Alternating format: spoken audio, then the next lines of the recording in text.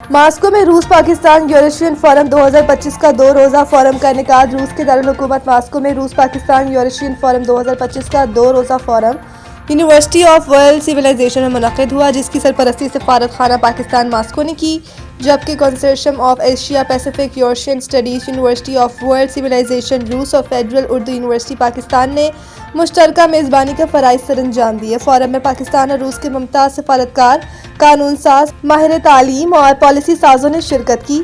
شرکاء میں سینیٹر مشاہد حسین، سفیر پاکستان فیصل نیاز ترمذی، پاکستان میں تعینات روسی سفیر البرٹ خوریف ایلسکی پاولسکی، ڈاکٹر ماریا سلطان، ڈاکٹر رکسانا زیگون، doctor Shabana Fayyaz, doctor Faisal, professor Oleg سولبو چیکوف، نتیکا برنزن اور دیگر اہم شخصیات شامل تھیں۔ فورم سے خطاب کرتے ہوئے سفیر پاکستان فیصل نیاز ترمذی نے کہا کہ پاکستان اور روس کے درمیان علاقائی رابطہ کاری، تجارت اور عوامی روابط کے حوالے سے خیالات میں نمایاں ہم آہنگی پیدا ہو رہی ہے۔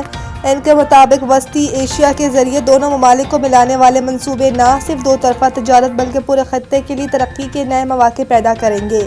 فورم سے خطاب کرتے ہوئے سینیٹر مشاہد حسین نے کہا کہ پاکستان کی خارجہ پالیسی میں یورشیائی خطہ مرکزی حیثیت اختیار کر چکا ہے۔